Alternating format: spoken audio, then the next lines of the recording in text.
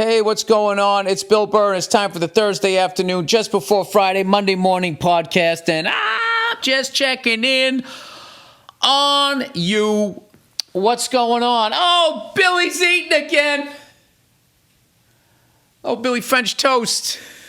Oh, Billy fry face. Oh, my God. It's fucking good to be back. I apologize for my last podcast. Holy shit. That was like my 600-pound life meets a bald ginger. If you missed the podcast, I couldn't stop talking about food because I do these fucking 3-day fasts. Oh, my God. The only thing worse than doing a 3-day fast is knowing that people are sick of you talking about the 3-day fast. Speaking of that, can you imagine when Jesus like fucking did some miracle and you're one of the original entourage, the apostles, and you got to just sit there and listen to him? Like, oh, God, he's telling that story again. Hey, you know he got a hooker, right? Anyway, I was just hanging with my kids. I was working on the script today and doing some mass media to promote my dates coming up in Gary, Indiana. Gary, Indiana, Gary, Indiana, Gary, Indiana. That's the town that knew me when. I hate all these people shitting on Gary, Indiana. Like, dude, what the fuck are you going there for? Why shouldn't I go there? It's an American city. It's going through a rough time. They could use some fucking laughs. They could use some help, too. Why don't people help out cities that are in trouble? You know the government's not going to do it. Politicians don't give a fuck. They work for the corporations. The corporations have been done with this country for a long time. They've moved on to terrorizing and torturing other fucking people with their fucking endless, I don't know, greed and want of everything in the fucking world. But anyway, back to this. So tonight I came home and I was, writing a script. You come home, you're like, your brain is tired, right? So I come home and I walk through the door. My kids, Dad, come running down. My son's still little, so he like jumps up and down. He jumps for joy when I come home. It's fucking unbelievable. And every time he does it, I try to take it in. Because that ends.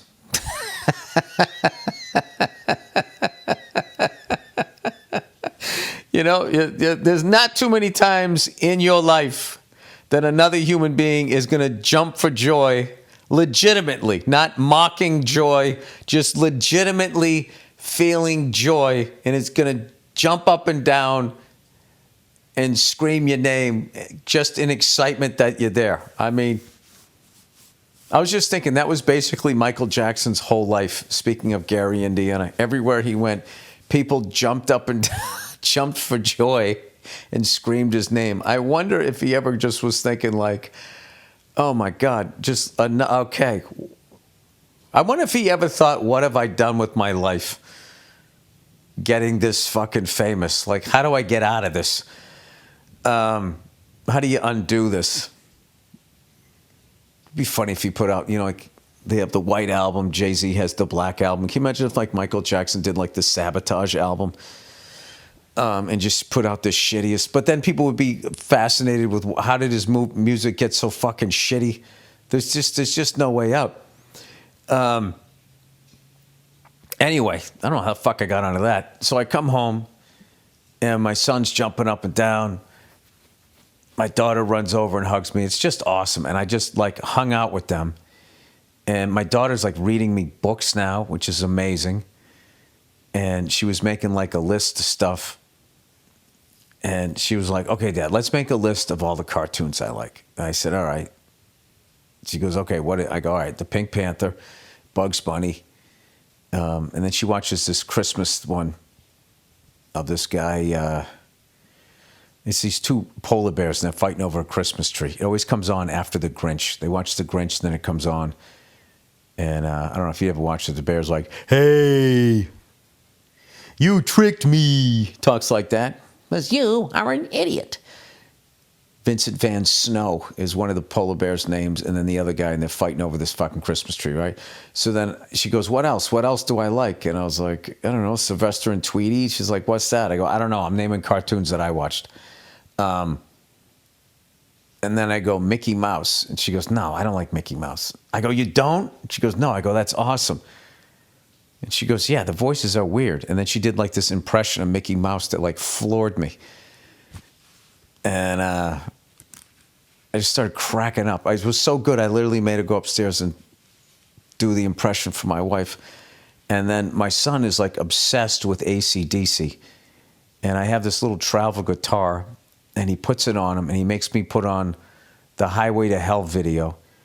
And because Angus is standing on his amp, he stands up on the couch, and he has his mouth hanging open, and he's like nodding his head. He's doing like this mimic of him.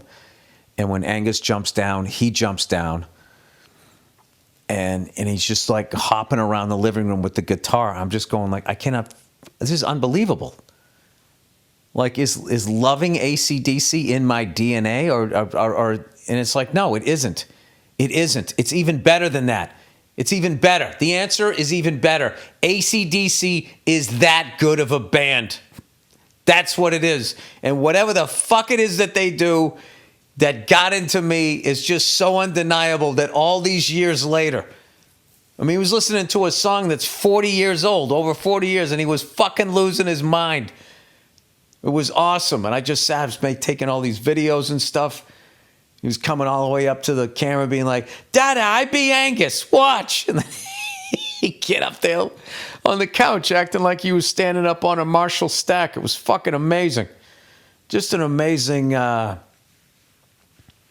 amazing day. So I've been having a great time. Like, I got a really good work schedule. After when things got a little crazy a few years ago, now I kind of know how to do it.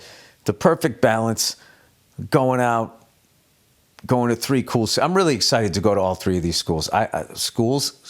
Cities. Sorry, I'm still in dad brain. I don't know. I am of this mind now where it's up to regular people to help out other regular people. That's the only solution. The fact that we're going into another presidential election and they're really acting like these 2 guys once again are the 2 best choices is it's almost like they're daring you to just call their bluff of like, all right, when did the United States end exactly? Because this is it's fucking ridiculous. So anyway. I don't know. I did look at the news a little bit today, which is not something I like to do because it's never good. If you notice that, it's never fucking good. It's somebody you loved, some famous person you loved dies, or it's just some like really bad, just some bad fucking news, you know? Some bad goddamn news about something going on. Like I just saw in New York City that the violence and craziness is so out of control in the subway that like they got to have like armed guards down there, National Guard that has to come down there and shit. And it's just like, you know, I don't know. When will these corporate cunts they just take too much. They take too much and it leads to these times. And I don't know. People are always of this belief that like, you know, money's lost and jobs are lost and da-da-da-da-da. And like money isn't lost. It just transfers. And it always transfers to those people and they fucking take too much and people get desperate and you don't take care of people with mental health problems. And then regular fucking decent people just trying to get to work of all colors have to fucking deal with the stuff. And then the fucking assholes who create the problem get to fly around in helicopters to work and whatever and their little fucking armadas, Illuminati shit. I don't know if any of that's true, but it makes sense in my head.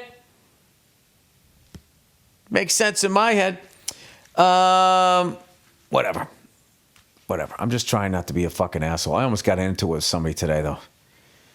You know? Sometimes you just look at people, right? You know, when they have a job that involves interacting with the public and you just look at them like, why did you take this job? You fucking hate this job and you fucking hate people. Like, why are you doing this? You hate your life right now and you're just putting that energy off onto every fucking person you run into. I just don't get it. I pulled into this parking garage, right? And I was late and they had a valet. It was a real weird parking garage. Like it pointed and I followed the arrow and it led nowhere. I had to back up and then I went down the thing. I go, all right, I guess I'll park it myself. Then I come around the corner and there's the valet and he's sitting at a fucking podium and he's staring at his phone, which everybody does, right? So I pull up and he's still staring at his phone and I'm looking at him. Then he looks up at me and then he just goes, makes this big sweeping thing at this parking spot, like fucking park it here. And I'm thinking like, well, that's your fucking job. It says valet. What, I got to hop over the counter? I got to make my own fucking sandwich? Why are you standing there with an apron? The fuck are you doing, right? So I'm fucking pulling into the parking spot. I'm just like cursing this guy out in my car. I'm going to fucking jerk off. Do your fucking job. Or quit. Right? And I'm thinking like, you know what? Who the fuck wants to do this for a living? Maybe he's on his phone because he's working on the next thing in his life. I don't fucking know. I don't know. I was trying to put a positive spin on it. Then I got out of the car. And he was kind of like a nice guy. So then I kind of felt bad. Then the whole day, I just been doing the math. Going like, no, I'm right. If you can fucking valet and somebody pulls up, you fucking get up and do the job. Like, how much fucking empathy do I have to have for another fucking person? Right? I don't know. Anyway, baseball season's coming up. NHL playoffs, NBA playoffs, March Madness. Formula One started last weekend. I have no idea who won. I did record the race. Maybe I'll try to watch that tonight. I have no idea. I don't know. I'm feeling like all fucking... I always get like this like a couple days before I go on the road. I'm just like, I should do this. I should do this. Just I don't know what it is. Guys, I don't know. I don't think I've ever felt more out of my fucking mind than I have in the last couple of weeks. I don't know what is going on with me. I think I'm just having a little bit too much. I had a little bit too much fucking free time and a little too much time to let the marbles roll around in the head. And I find that being busy is like a good thing. Oh my God, I just talked about Jack Nicholson in The Shining. All work and no play makes Jack a dull boy. He's just sitting there typing that over and over and over again. The Oscars. You know what's hilarious? The Oscars this weekend, and I tried to watch every Best Picture. I got about halfway through them, and then I don't know what happened. Like most of my things, I got halfway done with it, and then I didn't complete the project. And then, but at least this year, I was going to like be able to have some legit reactions. And I was going to be able to sit down and watch it with my lovely wife. And I'd actually know some shit for once. Because usually I sit there, I'm like, who's that? What was that? Was that a good movie? Should I watch that? And she's like, shut up! That'd be like, she doesn't want football. Who's he? Is he good? Why did he do that? Is that a penalty? What's the game? Like, I'm literally doing that as she's sitting there trying to watch the thing. And she goes, fuck, that's her, like, my wife loves that shit. She watches the whole, when they walk down the carpet, she likes seeing who's with who's wearing what. And I just know on that day, that is my day to fuck off and leave her alone. But this year, I don't know. There was a lot of really good movies. And I went out to go see them. Some of them I watched at home. And, I was kind of like interested. I'm like, like I told you before, I was like, how the hell is Barbie like nominated for Best Picture? And then I sat down and watched it. I got like a minute into it going like, this is fucking amazing. Just how it looked. It looked like fucking Alice in Wonderland type of shit. Like the kind of thing like you could like, you didn't necessarily need to be on psychedelics, but if you were, it could be pretty, it was almost like, a little Wizard of Oz kind of thing, going with the weird cars in two different worlds. There was a lot of that type of shit. Like I never, I hate to say this, I never really saw Alice in Wonderland. I know she goes down a hole. Is that how they say you went down a rabbit hole when they talk about going on YouTube? Is that an Alice in Wonderland thing? I remember Grace Slick sang about it. I know it was the guy with the hat with the high-pitched voice.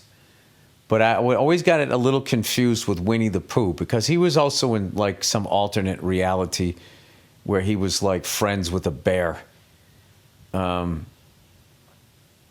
That was just, I don't know what was going on with the bear. It was just like, it just wasn't, it was more like a teddy bear. Like it wasn't acting like a bear. Like it never fucking mauled him for no reason. And I think it had a vest. I don't remember. Like all of that shit, like it used to come on like once a year, so you couldn't watch it like over and over again. But I never saw Alice in Wonderland. Whatever. To get back to it, like as far as cinematically, like just how they had to create a whole other world, I think that has to win something for the costumes or something. And I think everything else just comes down to your preference. I'd have to say Anatomy of a Fall, the script writing, the fight, the husband and wife fight in that fucking movie. I just thought that's as good as it gets as far as like writing or whatever. Look at me. I'm like this. I'm talking about this shit like I never know all this stuff. So I'm so pissed. I still haven't seen Oppenheimer. There's a couple more that I need to go see, and I'm not going to have time to see them.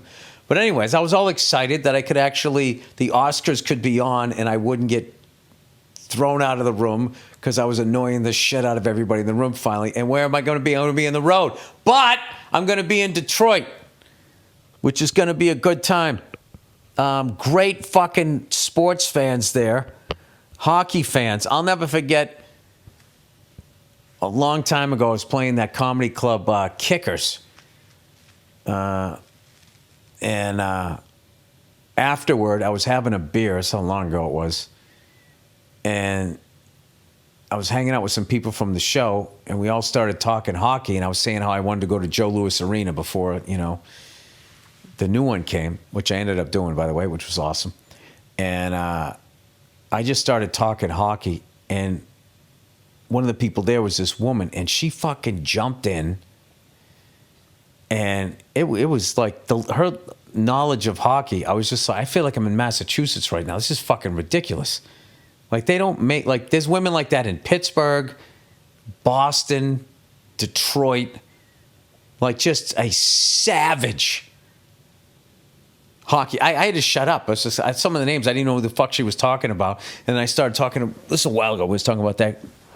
How in the 90s, there was a moment there where that Red Wings Avalanche rivalry was as good as it got. I mean, it was as good as like Bruins Canadians when both teams are good. Like the level of entertainment that was. And I remember that woman just going off on Claude Lemieux. And I said, oh yeah, and then Claude wouldn't drop the gloves. She goes, yeah, fucking pussy. He turtled and just started going off. I was like, God, this is amazing. So that's not a bad thing to go there. All right, Shinola's out there, great American company. I bought one of their watches. Make a great bicycle. So whatever. So I'm going to be out there, people. Let me know, where should I go to, where are the coffee spots, where are the food spots. Give me something to do while I'm out there. Oh my God, this is fucking embarrassing as shit. You know what I think I'm bringing with me? I'm bringing a yoga mat.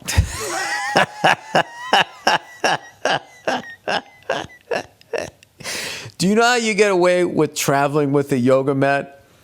Is whatever shit your guy friends give you, you just admit to it. Whatever they start saying to you, like, yeah, that's right. The biggest you're ever gonna meet. That's right. I am 100%. Yep, that's exactly what I am. Thank you. I agree with you entirely. And you know what? It feels good. Feels good. You want to do some yoga with me? It's sort of like Twister meets a bathhouse. No, I've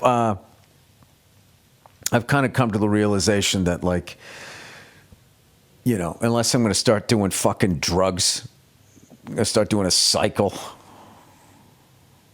be a fucking stand-up comedian, like taking HGH. I'm not fucking doing, to do what? Like fucking grip the mic stand, I'm not doing that. But like also I got to be careful I don't fuck my shoulders up again, because I always end up, in your head. If you grew up in my generation, in your head, it's the most you ever benched. You know how much you ever curled. You know what your personal bests are. You don't even share them with other people. Other people, you probably lie. You add 15, 20 pounds. But in your head, you know what the real number is. All right? And there is that thing, because we all know we're going to die someday. But you just feel like my generation, Generation X, that if you can bench what you could have benched in the 80s and 90s, then that means you're not going to die anytime soon. That was our heart test. We didn't go and you couldn't fucking, whatever the fuck it is they do now, like check your Widowmaker. You didn't. It was just like whatever you could fucking bench. And it was all about benching. Okay? Maybe curling. Nobody gave a fuck about anything else. Squats, your backs, none of that shit. I do remember there was always that guy at the gym that did the lat pull downs. Dude, he does the whole fucking stack. There was always that guy. And but nobody could ever do the whole stack without making like fucking animal noises. And you always knew they were. You'd be on the other side of the gym and just hear, "Rah! Rah! Rah! Rah!" And then the last one is when he would just let the stack fall and you felt like the gym floor move. Oh, dude, if you weren't there in the 80s, man, it was great. Half the people walking around the gym, they looked like they were ready to do a wrestling promo. It was fucking amazing. There was bandanas, neon, people with fake fucking tans. It was ridiculous. It was like one Mr. Wonderful, Macho Man, Randy Savage, the Hulkster, all of these people just walking around, upper bodies just fucking yoked. Just massive upper bodies. And some of them, never did their legs ever. They would have a fucking Hulk Hogan torso and arms, and then they would have on the bottom, there would be flamingo legs. It was fucking unbelievable. They literally looked like they just somehow, they were paralyzed from the waist down, and this is the first day they learned how to fucking stand up. That's how fucking skinny their legs were. It was unreal. So, anyway, yeah, so I've gotten back in. I've been doing just doing some yoga and some light weights and shit like that. And I'm thinking all right, Bill, what are you trying to bulk up for? Okay? That rugby game you're not playing? What are you doing? Are you trying to be the fucking over 55 ringer for some softball team? What are you getting all jacked up for? You don't need to be doing this stuff. Just be flexible, lean, and mean. So I swear to God, I can't say it without laughing. I'm bringing my yoga mat on the road. I'm going to have it slung over my shoulder. But I'm a big believer. You bring your own fucking yoga mat. There's two things that I just never got into. Smoking weed with other people, especially strangers, just passing that fucking bone around and people slobbering all over it. It was so fucking gross. I was just that alone, I was I'm all set on that drug. And then cocaine, there was one straw and it was up somebody else's fucking nose. Or maybe you had a number of dollar bills. Everything was sharing. Everything with drugs involves sharing something. Needles, straws, putting your mouth on the same joint. It's fuck that. I'm going to drink. This is my glass. That's your glass. Stay the fuck away from me, right? But don't go too far. I need somebody to fucking shoot the shit with as I get hammered here, Oh, God, that sounds great right now. A fucking beer and a shot. Just watching some fucking college hoops or some shit like that. Fan-fucking-tastic. There is a world, people. There is a world, and there is a number in my head. There's a number in my head. Money in the bank, certain age. I walk away from it all, and then I just go straight fucking Ernest Hemingway. Right down to the bar. Just fucking line them up. Cheap American beer. I would go Miller High Life. And then if I was going to do shots, what's something that went down halfway decent that wasn't fucking ridiculously expensive? Because now I'm retired, right? I don't know, Makers. Ugh. You ever drink so much of the same liquor that you just all of a sudden you just fucking can't stay? Makers I got like that. I would look at the bottle and I'd just be I'd get queasy. I never puked off of it. I probably did.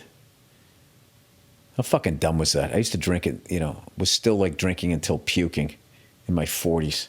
Not a lot, but it would happen. I'll still never forget that time. I was with fucking DeRosa. I was with Joe DeRosa, and we were in Boston. And I'm not going to say who it was, but it was a former professional athlete. We started drinking with this person. And this person was as great at drinking as they were at what they did professionally in sports. And there's just a point of that evening that I don't remember, and I can't remember how the fuck we got home. We were walking back, and I remember there was this super angry fucking jacked kid and with his girlfriend, and then there was a shorter kid with his girlfriend, and it was freezing cold out, and it was like fucking whatever, 3, 4 in the morning, and this kid was walking by homeless people sleeping in stairs, screaming, "Wake up, get a fucking job." Like, just the classic, my dad used to beat the shit out of me energy, right? And it was just one of those things where you were like, if I even remotely make eye contact with that kid, he is going to beat the fuck out of me. And I am too old. I was always too old for that. So I just kept because he kept crossing the street. I kept trying to be on the opposite side of the street. And so me and DeRosa got back to the fucking hotel. I don't even remember where the fuck we were staying. Maybe the Liberty. I think we walked all the way back to the Liberty. No, there's no way we went that far because we were at the Wilbur. We were somewhere between there. I can't remember. I just remember the next morning I woke up, this pounding fucking headache, and I went into the bathroom to take a leak, and there was a giant leaf in the fucking toilet, like the kind that you would pick as a kid and trace or whatever you used to do with the crayon or something. And I was just like, how the fuck did that get in there? You can't open the windows. And I must have fell down at some point on the way home, because it was one of those fucking New England, like it was the fall. So it was like, at night, like the grass is all wet and there's like leaves and shit. I must have tripped and fell at some point, and I had like leaves and sticks and shit on me, and I stumbled in and went to the bathroom, and one of the leaves fell off. That's the only thing that is one of the things that has perplexed me. Perplexed. I hope I used that right. For a long fucking time. Every once in a while, I'll just think about that. How the fuck did that end up there? It's always a safe assumption that it was the booze. So anyway, as I've been saying, I don't talk a lot of shit, but I've been having some of the best shows of my career, and I've been having so much fun on stage, and I don't know. I'm like just writing this fucking script, so I'm not really living a lot of life right now, and I don't know what it is. I don't know where it's coming from. Every fucking day I'm thinking, oh, that's a good idea, and I try it, and it seems to work. Although I did bomb with some shit the other night. I told you I was trying out this bit about having your affairs in order when after you die, and holy shit, did that eat a fucking dick. Oh my God. And then immediately after I did, I was like, why would I think that would work? Look how young these people are. They're not thinking about this shit. Stupid. It was just every other premise was working. I was like, all right, I'm going to try this one. Let me just throw this one out there. Got a nice front kick back from the crowd right to my fucking chest. And I was like, all right, I get it. Time to go to the proven stuff. All right, so that's it. I hope you guys are having a good week. I hope a lot of positive stuff is happening in your life. And if you're struggling with anything, I hope it all turns around for you. I don't know. That's my new vibe. I don't like all this meanness and fucking ugliness and all this shit that's going on out there. And I got to tell you, the guy, I've been off fucking Instagram for like 2 weeks now. I don't miss it. I miss some of it. I miss looking at the cars and watching. I did take a peek at those, those tigers, and they fight those. They're like mini bears, but they're fucking ferocious. And they just, the tiger could kill it, but it's just the amount of damage he's going to have to take to kill it. It's just not worth it. And it's funny because the bear kind of gets up and he almost looks like it's like see-through. He looks like it's like a flying squirrel in a bear fucked. But he makes himself big, and they're ferocious, and they have no goddamn fear whatsoever. I mean, what else are they gonna do? I mean, they don't stand up for themselves. They're literally gonna die. And I've never seen a tiger beat one of those things. So I did watch one of those videos quickly because I was thinking like maybe this is the one. And so for some fucking reason, I'm rooting for the tiger to kill the little bear. Just because, I'm sick of people saying like, yeah, the bear would beat him. And it's like, no, the tiger just doesn't want to take, it's not worth it to the tiger. This is about, you can't even say a tiger's a bully. He's not a bully because he follows through. Like he fucking kills you. He's a murderer is what a tiger is, right? Anyway, but I've been off that for a minute. I go on twice a day, once in the morning, once at night, and I just answer my emails or texts, whatever the fuck you call them, and then I run away from it because if I don't, I mean, it's just too. I can't handle it, man. I'll fucking be on it the whole time. All right, I've overstayed here. That is the Thursday afternoon podcast, just before Friday, Monday morning podcast. I hope you guys have a great weekend, you cons. And I will talk to you on Monday. Please enjoy the music picked out by the amazingly talented Andrew Themelis. And then we have a bonus episode of the Thursday afternoon, just before Friday, Monday morning podcast to follow. All right, that's it. I'll see you.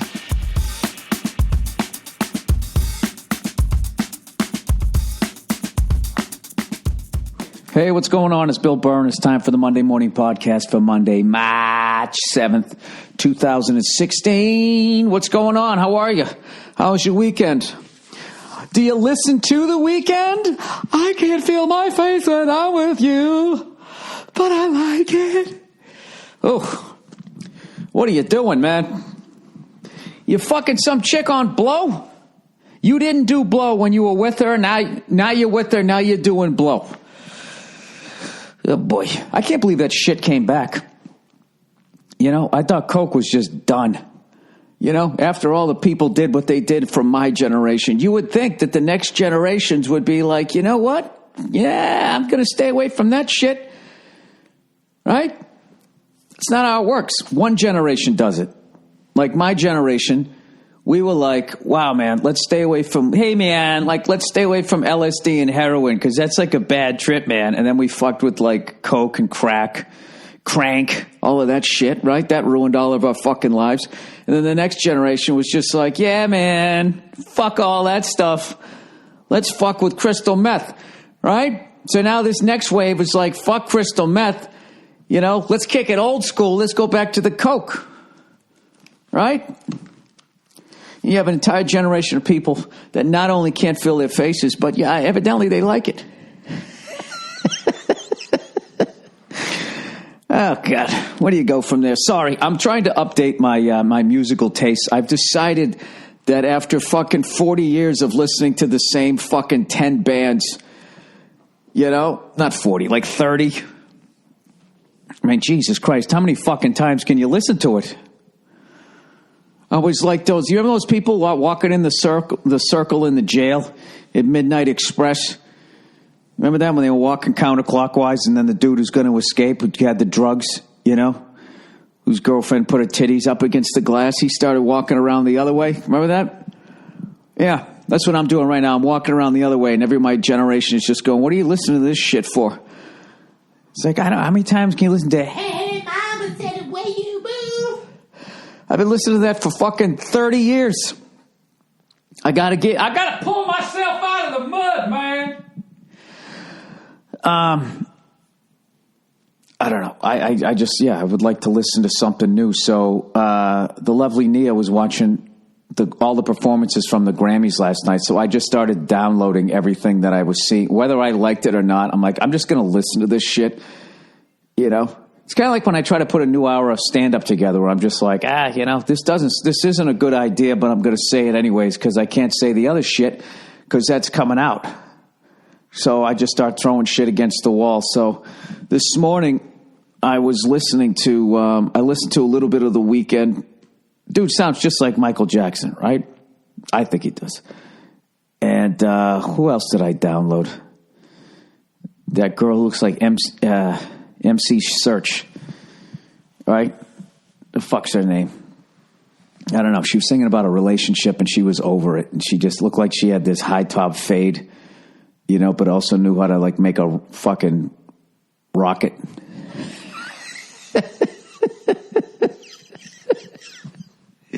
She looked really smart, you know, yet like you wouldn't want to fuck with her. I don't know. She kind of had it all going on. It's like, is this a nerd? Is this a bully? Is this a rapper? Or is she a witch? But the band is fucking great. So is she. I don't, you know, after all of that shit, I'm probably not going to say who the fuck it is, even if I figure it out, because I don't want to shit on people like that. Anyways, I had a killer SG, though. The fucking 3 pickups, you know, that Surfing Green. They went out, they crushed it, right? I actually saw what's his face there, the fucking the dude who's getting the worst tattoos ever. He's got the Lamborghini and fucking Keyshawn Johnson chased him up his front door. The fuck is his name? Justin Bieber. I actually watched that. That guy can sing. He's fucking talented. I just don't. You should just do that. Just do that. Stop filming yourself playing basketball and whatever else it's doing. Mean mugging your fucking GoPro. Just sing your song and fucking go home. Why wouldn't you do that? He's actually a talented kid. Although I didn't like when he threw the acoustic guitar down in the end. You know, what are you, fucking Pete Townsend? You're not, okay? You got the inner ear fucking monitors. You're protecting your hearing, okay? You're not, nobody's blowing up a drum set and part of the fucking drum set goes right into your fucking ear, okay? Nobody's getting crushed at your fucking concerts. They've worked all of that out, you know? Sorry. See, and then I go right back to the grumpy old man. I've seen all of this before. I'm trying to give the kid a comp. He's fucking really talented. He can actually really sing. So anyways, and then I was listening to the other dude there. What the fuck's his name? I for the life of me, I don't understand why I can't just download shit and then just find it. And every fucking time it goes back to the album thing. I like it when they just list the songs. I don't need to see the picture of the album. Every time this happens, I forget how to do it. Oh, okay, artists, songs. There we go. And speaking of which, on everybody was sending a bunch of, each week when I do the Thursday afternoon just before Friday, Monday morning podcast, you know, when we go into the greatest hits of the Monday morning podcast, there's always a little musical interlude. I do not pick that music. That's Andrew Themlis, and then he posts on the Twitter site what the name of the music is. So last week it was Snarky Puppy. Okay? That's who the fuck it was. They post it every week. Just fucking look it up. All right? At the MM podcast or some shit. I forget I don't know what the Twitter account is. What am I going to follow myself? Anyways, plowing ahead. So Friday night. Oh, Freckles! I took a night off from stand-up. All right? Friday night's a big night to take a night off. That's like not showing up to Thanksgiving. You know, if you like to eat, you know. So I went down to the Wiltern Theater and with Andrew, and I saw Mute Math, and they were fucking unbelievable.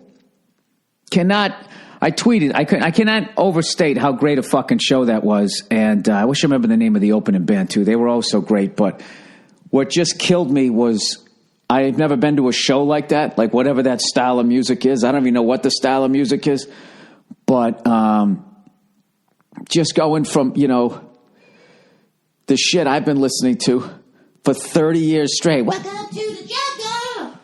Right? You're walking in bars, driving in cars. Right? I listen to the same 90 songs for 30 fucking years in a row.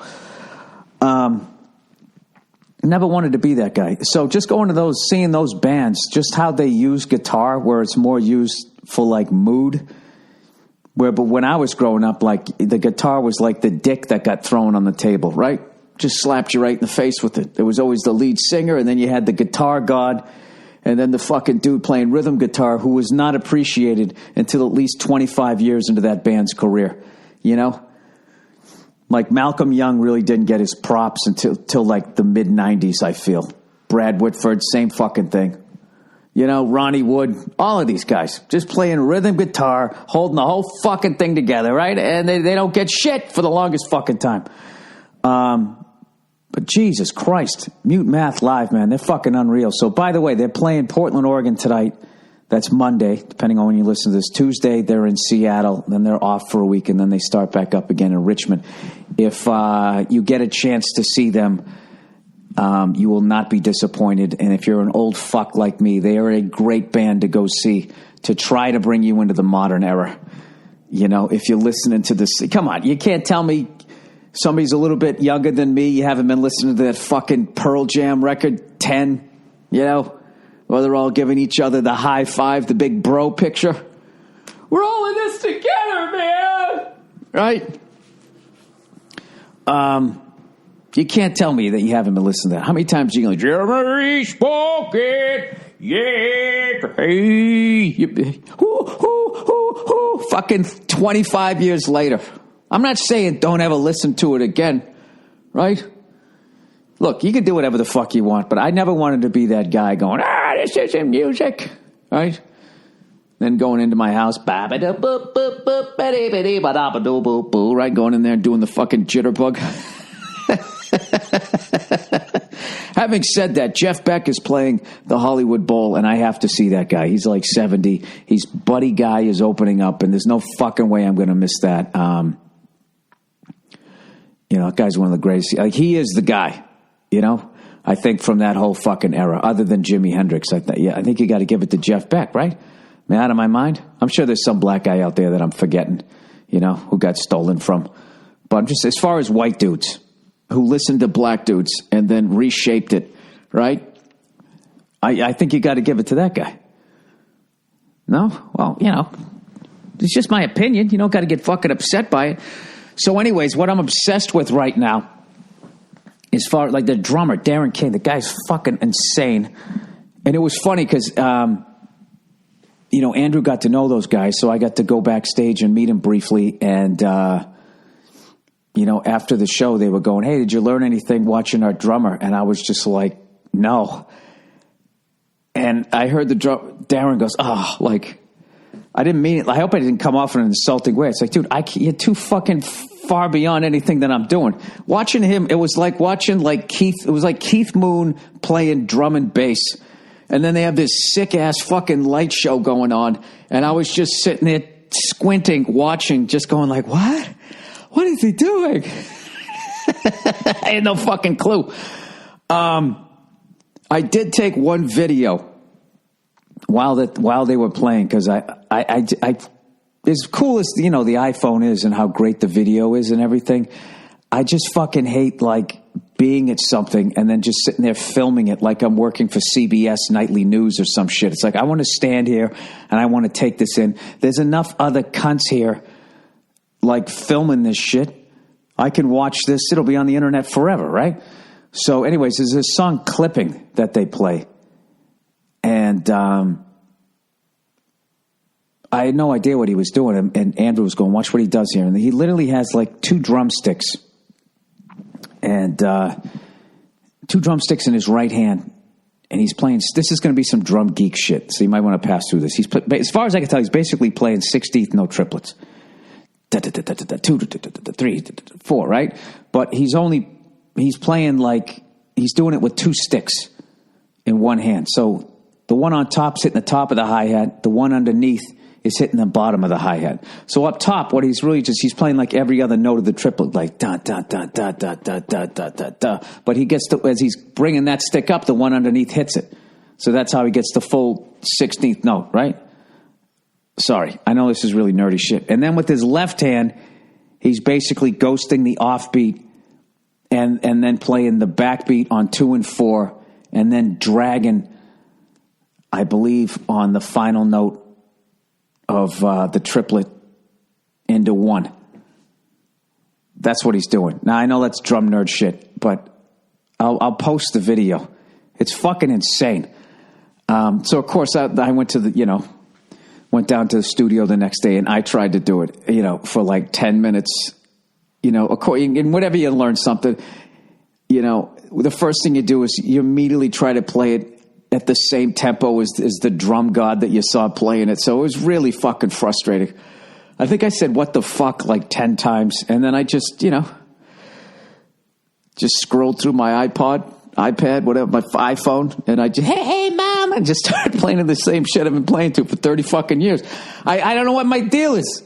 I can't get out of it. Thank God I buy new clothes. You should be forced to wear the clothes. If you don't move ahead artistically, your wardrobe shouldn't either. You should be forced to fucking wear the same. I should be wearing acid wash jeans with a fucking half shirt, driving down the street, my rusted out 83 Ford Ranger, and they'd be like, listen, if you're not going to progress with the art of music or whatever, if you're going to watch the same 10 fucking films, I had no idea how far behind I was. And I'm looking at Mute Math like they haven't been fucking crushing it for 10 years. I actually went on the internet and I looked them up and they did Letterman 2005. There you go, Bill. Way to be on the cutting edge. So, whatever. I feel like I took a major step forward, but I want to thank everyone in the band for, letting us come back and saying hello real quick. Darren, Paul, Roy, and Todd, you guys were you crushed it. And thank you to Andrew for taking me down there and pointing out what the fuck was going on so I could, so the old man could figure it out. But I will definitely see those guys whenever I'm in a city that they're in and I'm able to do it. It was that good of a fucking show. And like I said, they're in Portland, then Seattle, and they got a week off, then they're in Richmond. So definitely check it out. Anyways, plowing ahead here. So that was my Friday. All right. So as a comedian, there's no way you take a Friday, Saturday off unless the UFC has a fucking pay-per-view and it's Conor McGregor and Holly Holm are fighting, right? So I'm like, all right, I got to watch. I thought they were both title fights. I didn't realize that Conor's fight was not a title fight. I think most people didn't realize that. Most people like me got drawn into a sport when there's someone like his, I go in and out of the UFC, like most shit. I go in and out of cooking. I go in and out of being a good comedian. I'm in and out, right? I'm a fucking Gemini. I'm into it. Go fuck yourself. Hey, remember that shit? And then I come back, right? Except with my music. I just held on to it for just a little too, You can't always get what you want. What am I talking about? Anyway, so we have a bunch of people over, right? We go out. I go to the grocery store. I get some booze. I get some gabagoo. I get some fucking ajibago. I get some fucking cheese and all of that shit.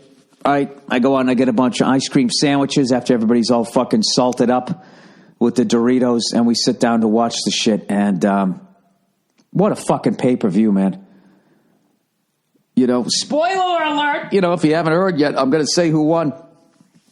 Miesha Tate beat Holly Holm, and Nate Diaz beat Conor McGregor. It was fucking unreal. Did anybody else host a UFC fight party? How fucking satisfied did you feel? It was unreal. I had like 10 people screaming, oh my God, over and over again, like twice in one night, flipping the fuck out.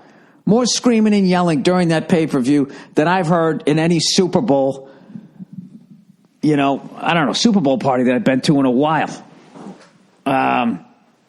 It was unbelievable, but Jesus Christ. Once again, I always hate when a comedian is getting ready for a special or a late night spot and they say that they trained like a fighter. It's so disrespectful to what the men and women do who fight for a fucking living. It is the most badass. I'm trying to think of like a more badass job than that. Other than, you're one of the grunts on the front line in a war. I mean, your fucking job is you're training to beat the fuck out of somebody who's training to beat the fuck out of you. And you both are professionals. You do it for a living. A whole crowd of people shows up. You ever fight after school and like 10 people showed up? It was fucking nerve-wracking. Fight. This guy's walking to a fucking arena. Shirtless, just walking down there, and they got to stare down some fucking maniac. I love when they're on the ground, right? And they're just taking fucking elbows, and they have the presence of mind to look over at the clock. Like, how much more of this shit? Another minute 38 of forearms to my fucking forehead. I don't know how they take it. So, unbelievable fight. I didn't realize that Conor had gone up in 2 weight classes. Like I said, I'm a very novice fan of this stuff. But Jesus Christ. Fucking Nate Diaz sitting there. His whole face is all bloody. And he says, yeah, I got this. I've taken your worst shots. You can't knock me out. That's just scar tissue. I've bled before. I don't know. I don't know how the fuck you do that. He was bleeding so much, it looked like both of them were bleeding to death. Because once he got up against McGregor, well, it was all over both of them. I don't know. I really don't have anything to say other than I was blown away by both fucking fights. And, as hard as it is was to watch Conor lose, because, the guy's a fucking superstar. Talking shit and then backing it up. It was, watching Nate do his choking him fucking. I was fucking unreal. I don't know. I don't know enough about the sport to talk about it intelligently, but I will say this. I hate when someone like Conor loses and then everybody, yeah, you fucking pussy, say all that shit on the internet, go on Twitter and start trashing the guy. I want to talk to people right now. If you're one of those people that do, how do you do something like that and look yourself in the mirror when you go to brush your teeth that night, knowing you haven't had a fight since the 7th grade, the fuck is wrong with you? And if you talked all that fucking shit, that's what made it great. Selling the fight. I don't know. How great was that fucking lie? You just choked out Conor McGregor. How does it feel? He grabs the mic, goes, I'm not surprised, motherfuckers. I don't know about you guys, but that's one of the fucking coolest things I've ever seen. To fucking choke out someone as good as McGregor and then stand up all fucking bloody and just walk around flexing, not even wiping the blood off, not concerned about how fucked up your face is. You don't give a fuck, right? Whatever. Jesus Christ. The second I got a little scratch, I would have just... Oh my God, am I bleeding? Get him off me. That was great to see Misha win too, but as a fellow fair-skinned person, I felt bad for Holly Holm. Just the second we start getting beat on, just our face just gets so fucking red, and then our yellow eyebrows stand out. I just thought there was a lot of mean shit said about her when it came to that. I just really related to it. By the way, what the fuck happened to the side of his face and his neck? Those scratches? How did that happen? Like somebody took somebody took a knife down the side of his face and his neck. He's just sitting there pawing at it. I've gotten scratched like that. Every time somebody exhaled, just the wind of that made me go into the fetal position. But anyways, as great as that UFC pay-per-view was, what just makes me so fucking sad about what has happened to boxing. If they just could somehow... If all the piece of shit promoters in boxing could just unify and become one piece of shit promoter, promotional entity like the UFC is, right? Because you know the deal. If you're in any level of show business, the promoters are fucking over the axe. They are. And in UFC, it's the fighters. I know I don't know anything about it, but I know in some level, they are getting fucked. And because they're a complete monopoly, I'm sure they're fucking with their money. I'm sure there's a pressure to make people fight and that type of shit, which is why they try to break up monopolies. Having said that, it's fucking great for the fans. Because the fact that the fighters have no other options, it's just the best, fight the best. And last night, I haven't had that kind of excitement watching a boxing pay-per-view, consistently, the way the UFC is consistently exciting like that since, I would say, the middleweight division in the early 80s when you had Roberto Duran, Tommy Hearns, marvelous Marvin Hagler, and Sugar Ray Leonard all fighting each other. They all fought each other. They fought each other numerous fucking times. It was incredible. I guess when Mike Tyson came along, but that was just more the spectacle of how quick was he going to just knock these people out. I don't know. Just seeing a pay-per-view like that and then seeing that it took fucking 10 years for the Mayweather-Pacquiao fight, and then one of them shows up and he's fucking hurt and doesn't say anything. He doesn't say anything. And you're still out $60. It's just fucking brutal. So, anyways, hats off to that fucking pay-per-view. Jesus Christ. I actually watched the McGregor fight again. Unfucking-believable. I was just looking at the blood. I'm going, he's just going to keep fucking punching him right in that eye. Just keep punching him right in that fucking eye. Like, who did that to that guy with the fucking yellow hair? Bleached hair. Was it fucking... What the fuck was his name? GSP? I can't even remember their fucking names. He just kept punching the dude in the eye over and over and over. And then it was over. So I thought that that's what McGregor was going to do, is keep punching Nate in that fucking eye. I just don't know how you do it. How the fuck you sit there with... I'm done. I'm fucking done. You scratch me, I am done. Keep fighting. All right. I just keep saying the same thing over again. I was blown away by it, and respect to everybody who fought there. Anyways, what's weird too is McGregor is still the champion. I didn't know that. I just assumed if you lost, that's it, right? You're not a champ anymore? Well, you don't have the belt. You're always a champ, right? How do I get out of this? I don't know anything about this sport. All right, let me get to the advertising. That always saves me. Where the fuck is it? Ah, for God's sakes. There it is. Oh, here we go. All right, Jesus Christ. Hey, you know what it did last night? It rained here in California. It never rains in California, but boy, don't they warn you. It pours. Man, it pours. Sorry. I was sleeping upstairs last night. Old fucking Joey Roses swung by the house. We had a couple of cocktails, right? And then he went home, Ubered it like the hipster that he is, over to his hipster neighborhood. You know? His jegs on or whatever the kids were wearing nowadays. And, I don't know. The only time I snore is when I fucking booze. So I wasn't going to do that to the lovely Nia. So I crashed upstairs. And it started thundering and lightning at night. And what's fucking hilarious about living out here, / terrifying, is it never rains. So when you hear thunder, you automatically think it's a fucking earthquake. But your bed isn't moving. So you're kind of like, well, wait a minute. I've never heard an earthquake that I couldn't feel.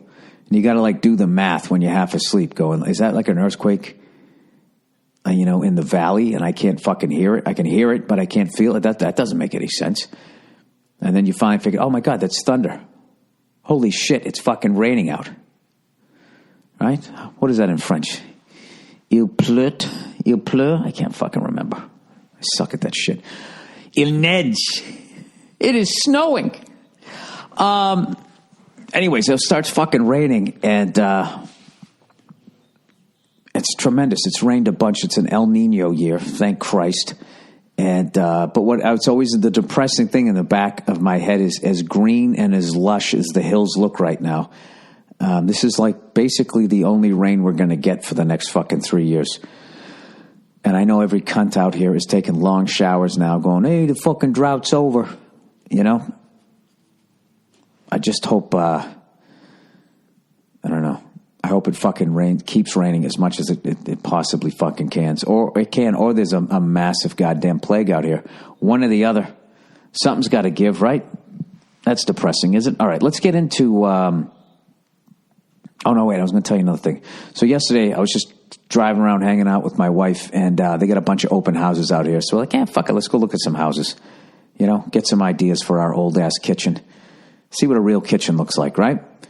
And I got to tell you, having bought this house and gone through all this shit that I've gone through, I look at houses entirely different. I'm immediately looking at the windows. Do they have the old-ass original windows? And I immediately want to go downstairs. If there's a crawl space, anything, I want to go down there. And I'm smelling for water. And you can't really do that a lot out here because it doesn't rain enough. But I immediately look underneath the fucking house. I look right up its fucking skirt like the home pervert I am. And I'm immediately looking for, all right, let's see, what does the electrical work look like? You know, is there galvanized pipe? What kind of shithole? You know, looking how stuff is put together. Does this look like it had a permit or not? And, you know, all the sexy shit goes away. Like, we have a pool, and I'm just looking at it going like, yeah, that's okay.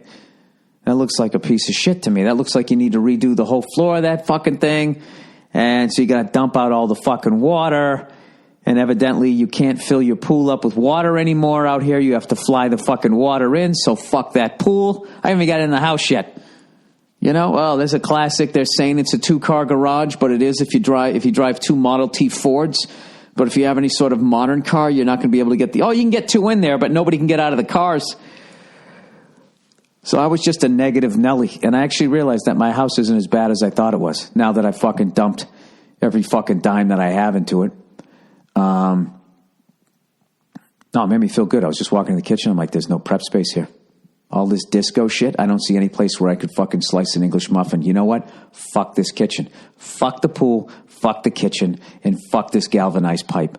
Oh, look at this. Oh, wow. Rugs in every room. Yeah, take your shoes off. Why is that? Yeah, because the floors haven't been refinished in fucking 80 years. Fuck these floors.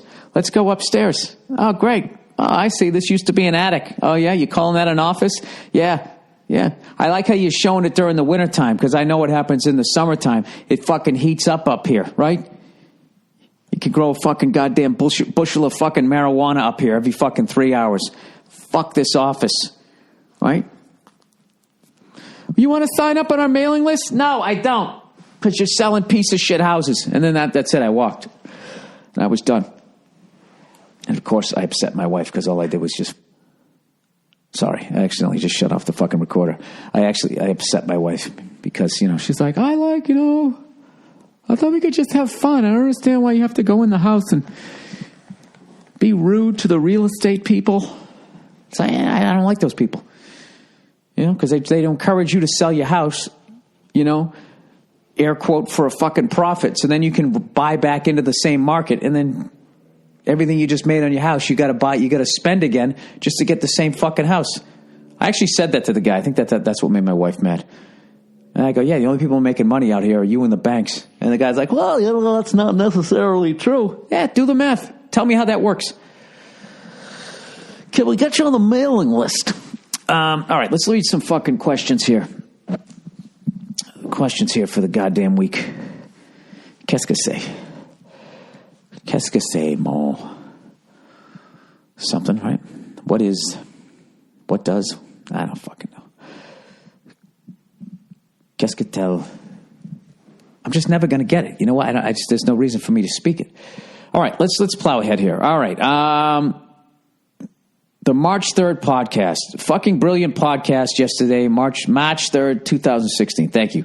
One of the very best, and I've heard hundreds of your podcasts. Nobody drowns in their own vomit anymore. Great brain, dude. Thank you.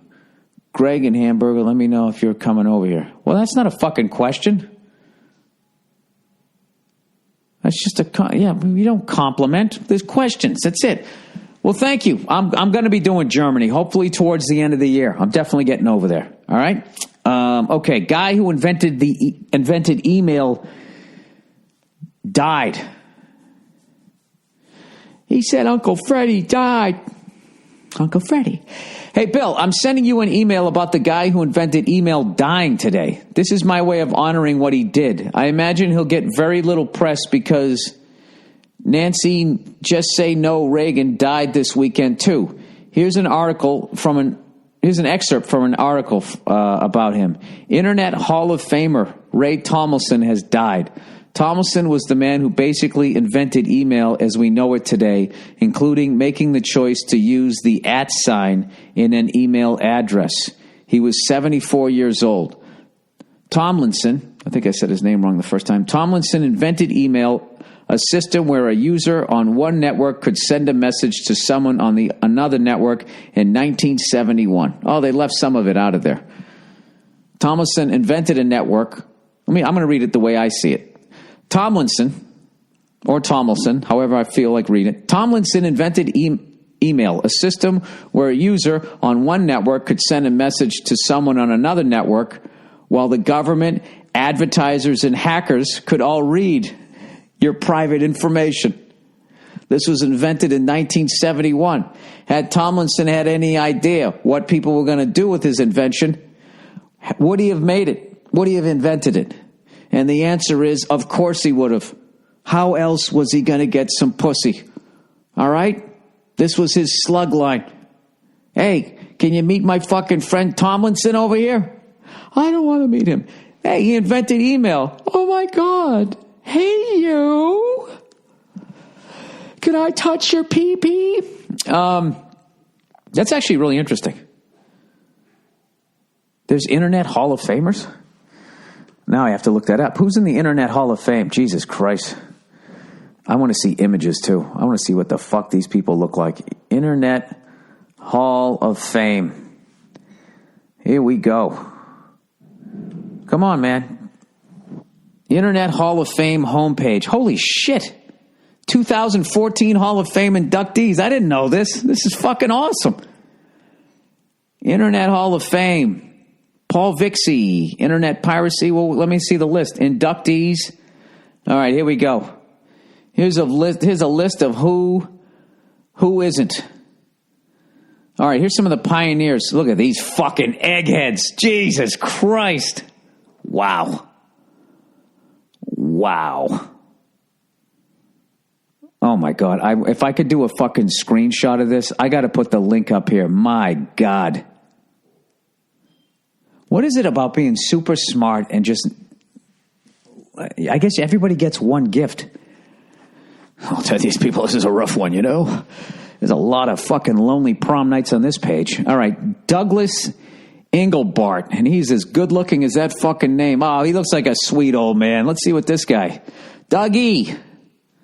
Jesus Christ, he's got the old man face. In 1963, Dr. Engelbart founded the Augmentation Research Center Lab at SR. Yes, how do you tell a woman that that's your dream and she's not going to glaze over? Try doing that while that fucking, I can feel my face when I'm with you. I said I want to start the Augmentation Research Center Lab. Where are you going? Where he pioneered a system for augmenting human intellect, in which workers sitting at display workstations could collaborate on solutions to humanity's problems through a vast online information space.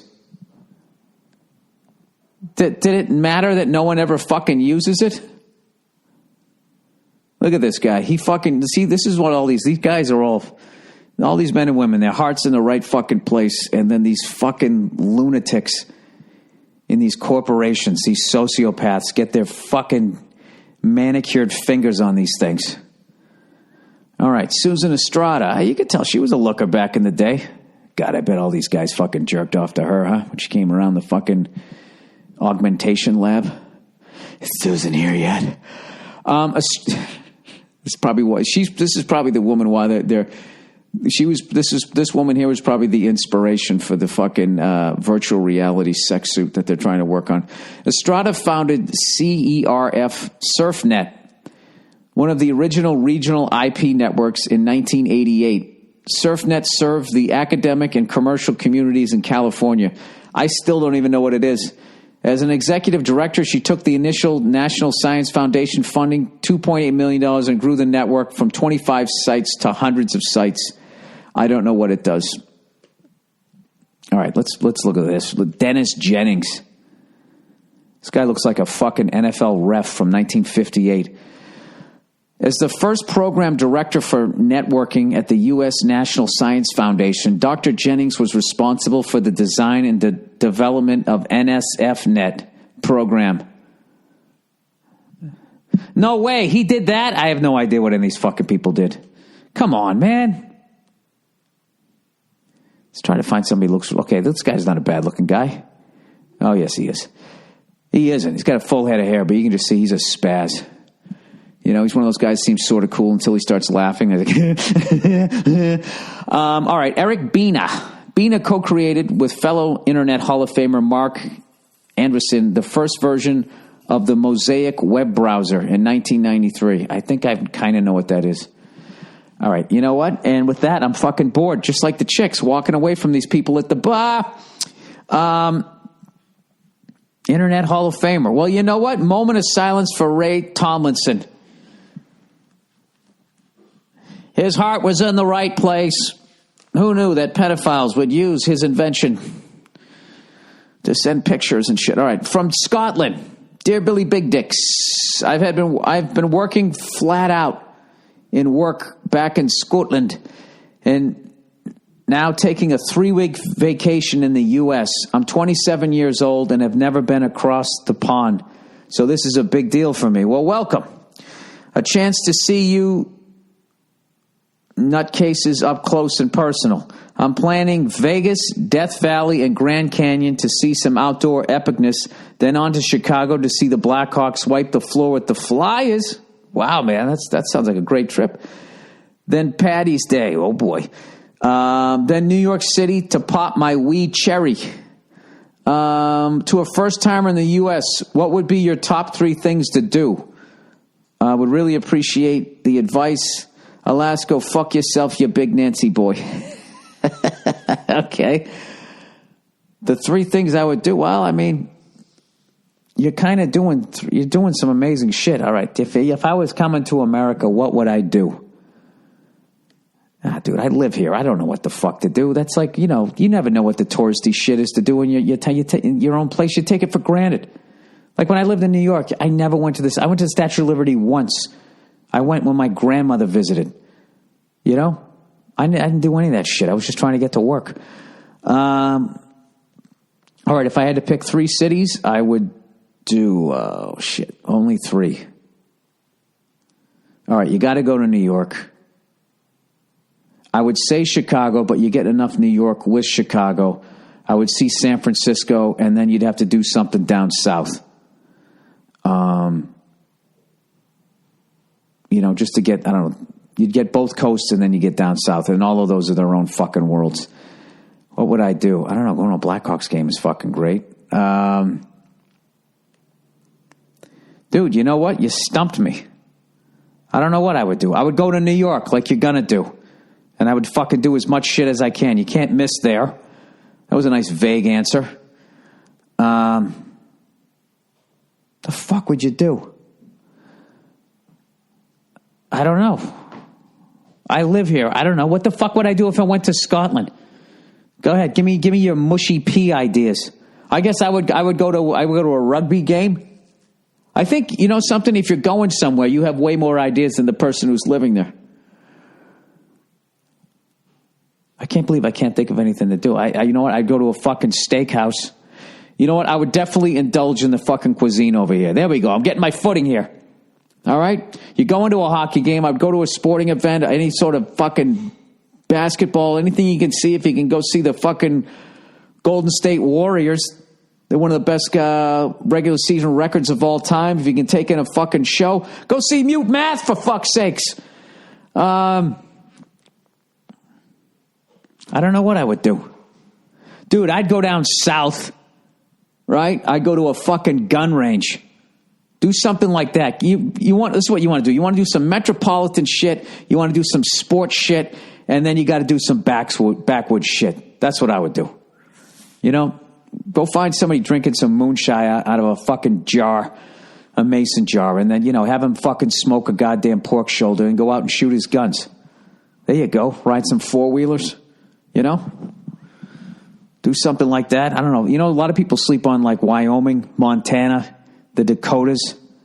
Those can all be fun to go see. I don't consider you guys live in that little ass country. I don't know, dude. I'd rent a fucking classic American car. And when I went from fucking New York to Chicago, I would drive that, and I wouldn't take the highways. I'd try to find some old route, and I'd stop off at Greasy Spoons. There we go. Jesus, there's a couple ideas. I'm sorry, dude. I really fucked you over on that one, but I don't know. That's like when you remember back in the day when you actually shopped, you bought CDs and stuff. I used to have all these CDs I'd want to buy, and then when I would walk into Virgin, I could never remember what the fuck I wanted. Sorry, man, I really dropped the ball on that one. All right. To a first-timer in the that's not it. Podcast got me in trouble with fiance's family. Hey there, Billary Burham Clinton. I fucked up, man. As you can probably guess from the subject line, cue the Jesus. As a little background, I'm getting married next month to my fiance, who is wonderful, love of my life and all that. We were visiting her family last night and playing board games, which we often do. Oh, Jesus. Uh-oh. What happened? Were you drinking? Did you get competitive? Huh? Did you accuse her mom of cheating?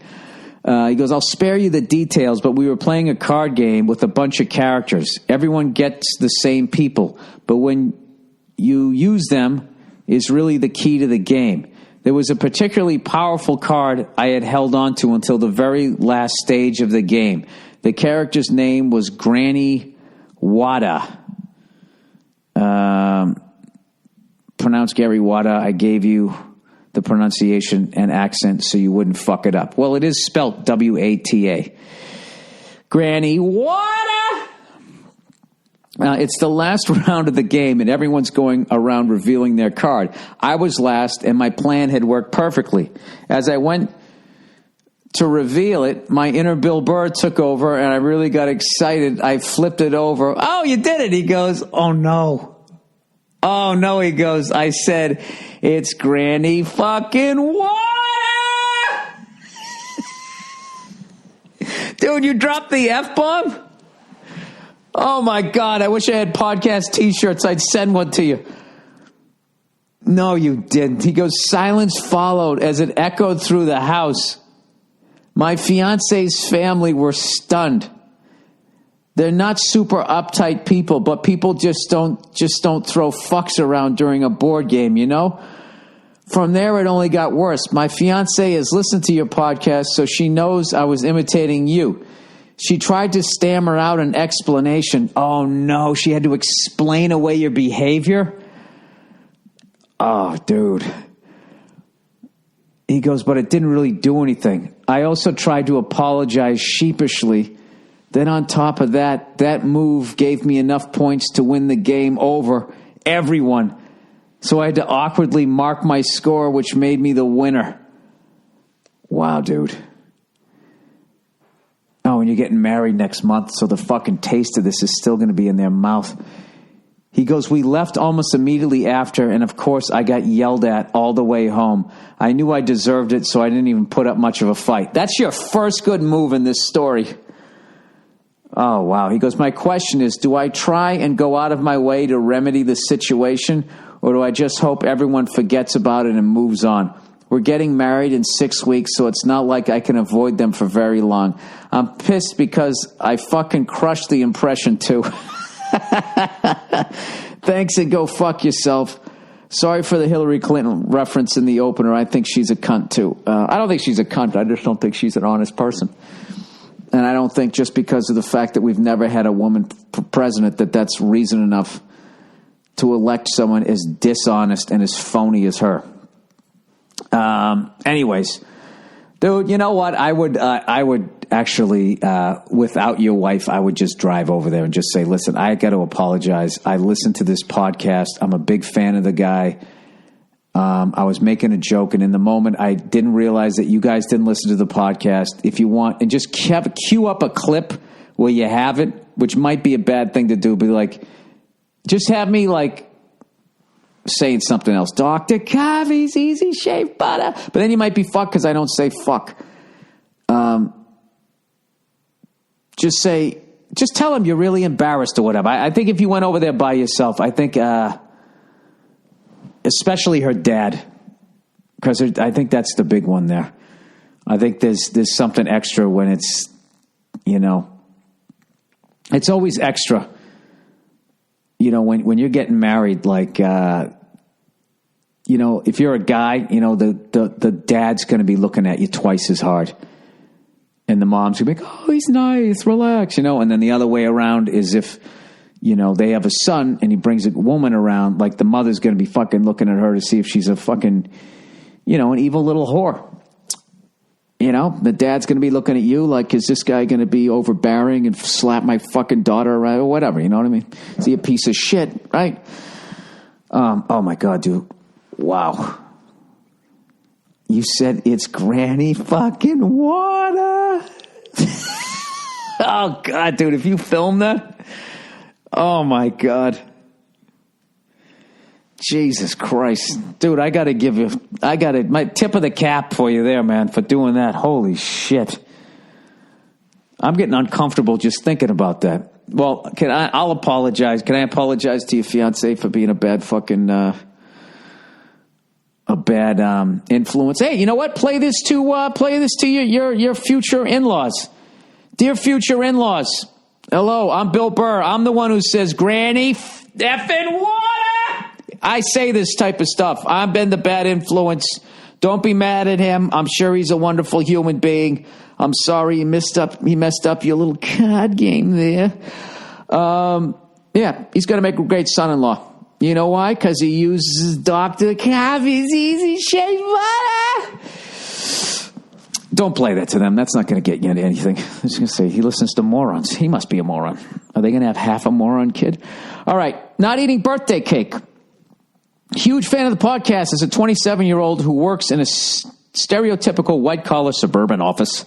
I thoroughly enjoy listening to your bi-weekly rants at my desk. Wonderful, man.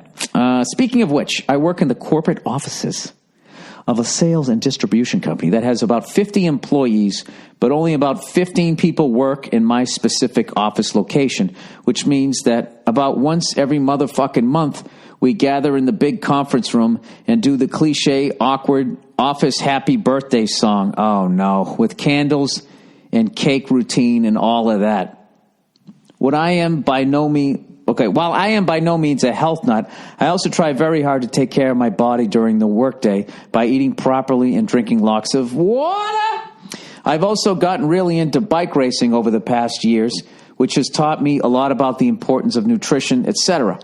So the thought of eating a giant piece of chocolate cake at 2:30 in the afternoon when my eyes are practically bleeding from staring at a computer screen all day would do nothing but make me feel like absolute shit, and I really have no interest. Very smart. This is why, for the past couple of years, I've politely turned down every piece of birthday cake that has been offered to me at these aforementioned ceremonies. Unfortunately, I am the only one of my coworkers, most of whom are women, who has adopted this no-cake philosophy. So every single time I stick out like a sore thumb after I decline the piece that is passed to me, at which point I have to deal with this wave of passive aggression from these ladies regarding my decision to abstain from this sacred ritual. I also share a birthday with one of my coworkers, so I am spared some of the awkwardness that goes along with refusing cake on my own birthday, but still made out to be some kind of monster. Okay, Jesus, going on and on here. Well, I have no intention of succumbing to the peer pressure brought forth by my colleagues. This might be the best written fucking letter I've ever had on the podcast. Is it possible that I'm being rude by not sharing in the celebration? What's more is that even if I found out people did feel that I was being douchey by not eating cake, I still wouldn't give a shit what they think. Does this make me a sociopath? No, it doesn't. It makes you somebody who knows what he wants, and everybody else is, you just get, you know what, you need to just get a little space here. Couple of little verbal, you know how the great ones create space in all, football, hockey, basketball. You don't have to do that in baseball, but you know what I mean? The great ones create space, okay? So what you have to do is you have to tap into your greatness and you have to create space, okay? And just say, look, people, it's not that I'm not happy that it's your birthday. I just don't want to become a lard ass. I mean, I'm not being a dick here, but, a lot of you, I'm not going to say who, over the years, your slacks just keep getting bigger because you keep eating all this fucking cake. All right? You're blowing out your bodies. And I'm not going to be a part of it. And a part of me dies every time I watch you guys eating this shit. But if that's what you want to do, by all means, go ahead and do it. But I'm not going to become a fucking cow like most of you guys are. Half of you should have bells around your fucking necks. All right? There you go. You just, right there. They'll never ask you for cake again. You probably won't even get invited. That's what Sidney Crosby would do, right? Mario Lemieux, the great ones. They create space. No, dude, you're not a sociopath, all right? You're doing the right thing, you know? I don't know. I don't know why women like sweets so much, you know? I like sweets. I'm just a big fruit basket. I actually like sweets, but when I stay away from them for a while, if you really abstain from fucking desserts and everything, if you walk into a place that has a bunch of crazy desserts, it doesn't even look like edible for human consumption. You know what I mean? I always said it looks like clown food. You know what I mean? Like a clown sneezed. Especially if it's really like a lot of like fruits and fucking whipped cream and all of that shit. Just like, it looks ridiculous. It's all these crazy colors, greens and purples, right? You're doing the right thing. That's all I'm saying. You're doing the right thing. You know, you're into bike racing, you're working out. You know, this is the deal. You actually got a chance of banging one of those fucking cake-eating broads in your section, because they're going to see, like, half of them are probably just testing you. The other half are fucking probably codependent fucking cake eaters. And they feel guilty, you know, and they know that after they eat that, then that sugar's going to be in their veins. And then they're going to go back to their desk and they're going to start eating a handful of fucking cheddar-flavored goldfish, just shoving them down, you know? I bet if you walked around your little section of your cubicles and you looked at their keyboards, I bet their keyboards are greasy. Huh? I bet there's crumbs in them. I don't know. You know what? I think you're too good to work there. What do you think about that? That's what I got out of that fucking letter. All right. There's your podcast for this week. I want to thank everybody for listening. Did I read all the I didn't do all the fucking advertising. God damn it, Bill. Sit here running your fucking mouth. Here! Hey, there's this guy at work. Work. Oh, you know what? I'm trying to listen to modern music. That one I can't listen to. She sounds like she got roofied.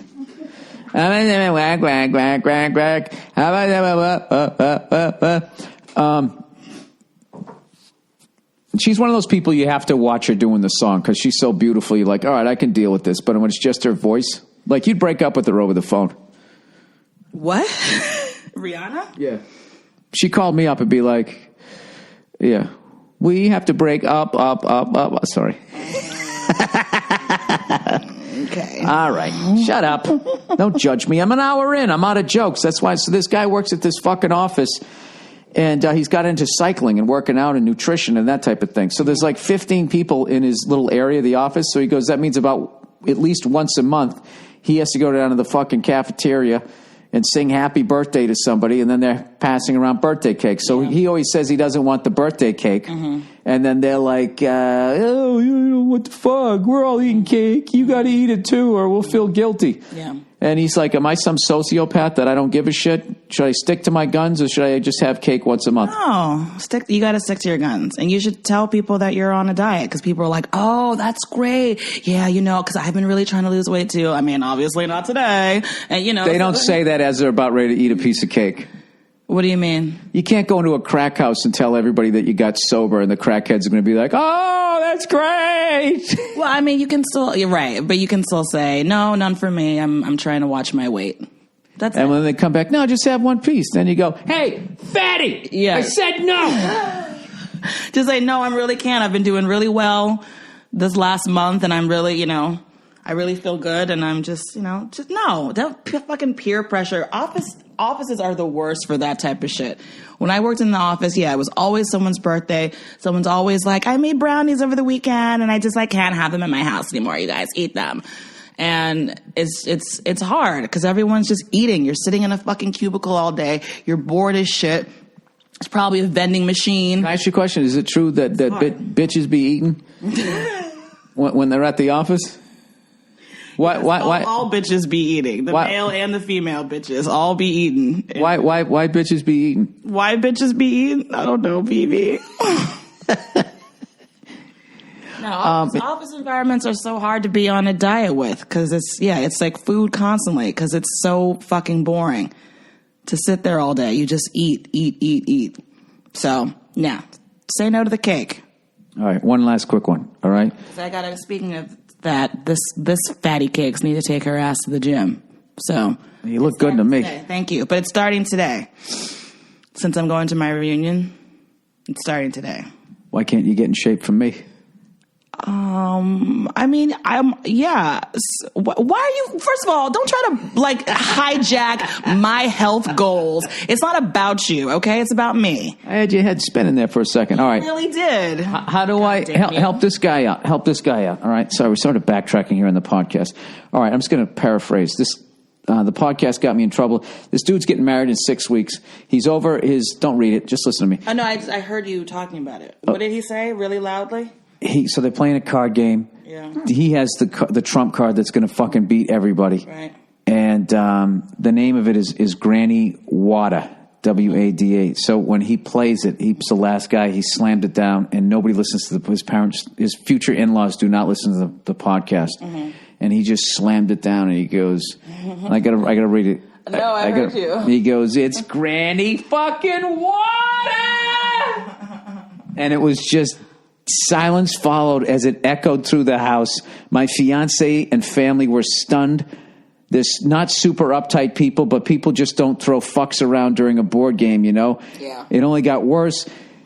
His fiance tried to be, he listens to the podcast, and it's just... Yeah. And she yelled at him the whole way. See what you're doing to people?